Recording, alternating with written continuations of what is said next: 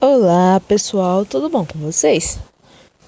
Eu sou a tia Noemi e hoje eu vou contar para vocês a história das Moisés e as 10 pragas do Egito. Vocês já ouviram essa história? Se já, vai ouvir de novo. Se não, vamos aprender do Papai do Céu. Mas antes da história, vamos para o versículo de memorização, que está escrito: mais importa obedecer a Deus do que aos homens. Atos, capítulo 5, versículo 39. Vamos repetir. Mais importa obedecer a Deus do que aos homens. Atos, capítulo 5, versículo 39. Bom, depois de Moisés deixar a sua família voltar para Midian, ele se encontrou com Arão e juntos seguiram para o Egito. Chegando lá, eles falavam com o povo, mas eles não acreditaram em Moisés e Arão. Então Moisés e Arão fez os sinais que Deus lhe dera e eles acreditaram. Depois disso, Moisés e Arão foram falar com o faraó, que ficou muito furioso, e ordenou que os egípcios não cedessem mais palha para eles, para fazer os tijolos. Eles mesmos teriam que buscar. Vendo o sofrimento do povo, Moisés foi falar com o Senhor, e o Senhor lhe respondeu que estaria agindo. Então, Moisés foi novamente falar com o faraó, e dessa vez mostrou os sinais. Arão jogou sua vara no chão, que imediatamente se transformou numa serpente. O faraó pediu para que os sacerdotes fizessem o mesmo. E quando lançaram suas varas no chão, elas se tornaram em serpentes. Foi então que a serpente de Arão engoliu as outras serpentes, mas o faraó não cedeu. Moisés foi para casa, mas na manhã seguinte, Moisés e Arão foram ao rio Nilo e foram para o faraó. O Senhor, Deus dos Hebreus, mandou dizer: deixe meu povo ir para prestar um culto no deserto. Mas até agora você não cedeu. Assim diz o Senhor: nisso você saberá que eu sou Deus. Com a vara que trago, ferirei as águas do Nilo, e elas o transformarão em sangue.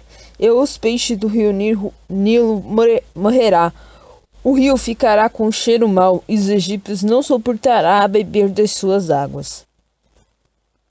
Então Arão estendeu a mão sobre o mar, e as águas do Nilo se transformaram em sangue, e ninguém conseguiu beber. Quando Moisés e Arão pediram para a libertação dos hebreus, o faraó rejeitou o pedido. Então,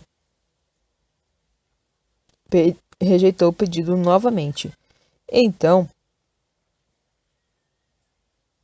Deus mandou Arão a descer sobre o rio novamente. E 7 dias e subiram rãs que cobriram toda a terra do Egito, e os magos não conseguiram trazer os sapos à terra. Os egípcios associavam a rã à deusa da fertilidade. As rãs pareciam, naquela época, em cheia do rio Nilo, mas nunca mais tinham aparecido tanta rã assim. Em vez de ser um símbolo de bênção, Deus transformou as rãs em um grande problema e humilhou os deuses do Egito novamente. Porém, mesmo com a praga das rãs, Faraó não cedeu. Então, Deus mandou Arão tocar com a sua vara no chão, e imediatamente surgiram os piolhos. Os animais, esses insetos cobriram todas as pessoas e animais egípcios, e os magos não conseguiam refazer essa praga. A praga se espalhou por todo o Egito. Somente na região onde viviam os israelitas, nenhum piolho se aproximou de lá. E novamente, Faraó prometeu que ia deixar o povo ir. No entanto, quando os piolhos foram embora, ele voltou atrás. Então, semelhantes às anteriores, a quarta praga deixou o Egito infestado de mosca. O faraó novamente concordou em libertar o povo do Senhor. Mas assim que a praga havia cessado, o faraó voltou atrás e falou que não ia libertar nenhum egípcio. Hebreu. No entanto, veio a próxima prova, a próxima praga, a quinta praga, foi a morte dos rebanhos. Deus enviou uma praga que matou todos os rebanhos, todo cavalo, jumento, boi, ovelha, egípcio em um só dia. Mas nenhum animal hebreu havia morrido. Todos os animais hebreus continuavam vivinhos do céu. Todos bem vivinhos. E Faraó ficou muito irritado com isso. Mas mesmo assim não cedeu em libertar o povo de Deus. Então, Deus mandou Moisés pegar um punhado de cinza e espalhar-o pelo ar. E aí veio a sexta praga. Quando Moisés fez o que Deus ordenara, feridas surgiram em todo homem e animal que existia lá. Até os magos e o faraó foi infectado. No entanto, todos os hebreus continuavam com saúde. Então o faraó falou novamente que iria libertar o povo se essa doença foi embora. E assim que todos estavam curados, o faraó voltou atrás. Novamente Deus mandou Moisés avisar o faraó que iria mandar a pior tempestade de granizo que ele pudesse imaginar. Alguns dos conselheiros do faraó ouviram o aviso e se abrigaram seus escravos e rebanho, mas nem todos puderam. E a tempestade de granizo veio. Granizo com fogo ainda. A tempestade não era só de pedra, pedra, mas tinha fogo também. E matou todos os que estavam no campo. E todas as plantas que ainda sobraram, muitas das plantas que ainda tinham sobrado, também foram mortas. Com essa tempestade, Deus humilhou os deuses egípcios, o deus da colheita e do clima, mostrando que a natureza obedece a Deus. Como mesmo com essa tempestade, o faraó não cedeu, Deus avisou a Moisés que iria mandar outra praga para o Egito, a oitava praga, que seria a praga do gafanhoto. E essa praga devastou toda a terra dos egípcios. Tudo que havia sobrado de vegetação foi destruída. Mas mesmo assim, o faraó não cedeu. Então, Deus falou a Moisés que ia mandar mais uma praga. Deus mandou Moisés estender as mãos para o céu e viesse uma treva densa que cobriu todo o Egito durante 3 dias e 3 noites. Ninguém podia ver nada. Apenas os israelitas tinham luz. Os hebreus, o faraó, era descendente do deus Sol. E esse foi um ataque direto ao faraó, que com todo o seu poder não pôde trazer o sol de volta. E durante 3 dias o faraó esteve incapacitado com a falta de luz. E Deus mostrou o seu poder.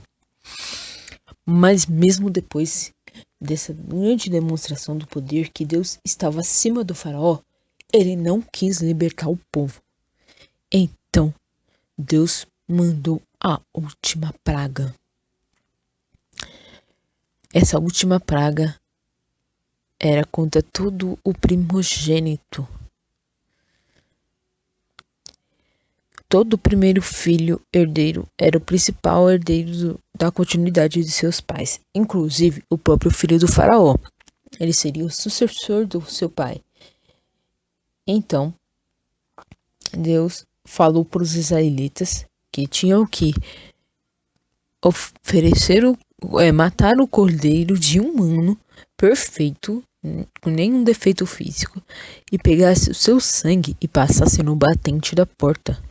Somente com esse sinal, Deus faria distinção entre os filhos dos egípcios e dos hebreus.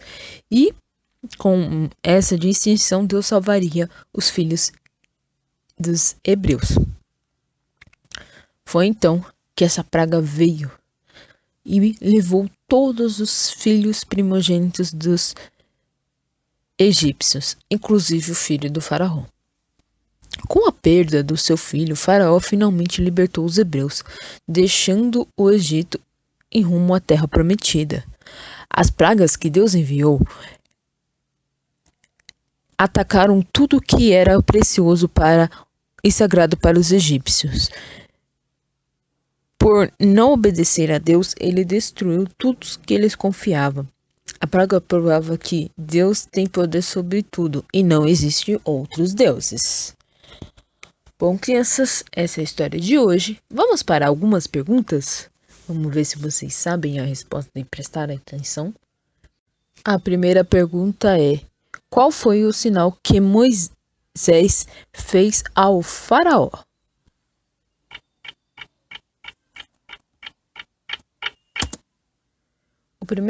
O sinal que Moisés fez ao faraó foi lançar a vara e a vara se transformar em serpente.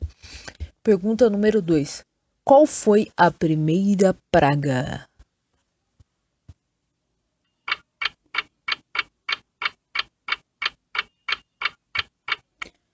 Muito bem. A primeira praga foi as águas do rio Nilo se transformar em sangue. A terceira pergunta é: qual foi a quinta praga?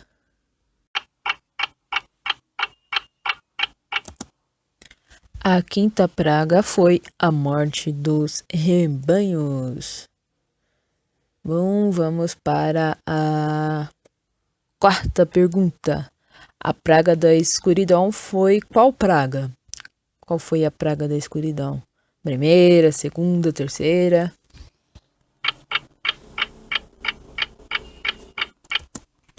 A praga da escuridão foi a oitava praga. Próxima pergunta é pergunta número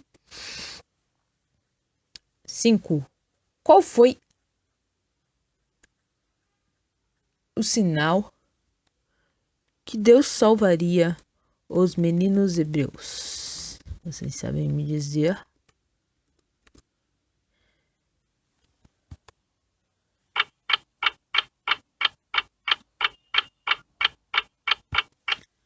O sinal que Deus salvaria os meninos hebreus era o sangue do cordeiro na porta. A última pergunta é: após a 10ª praga, o que o faraó fez?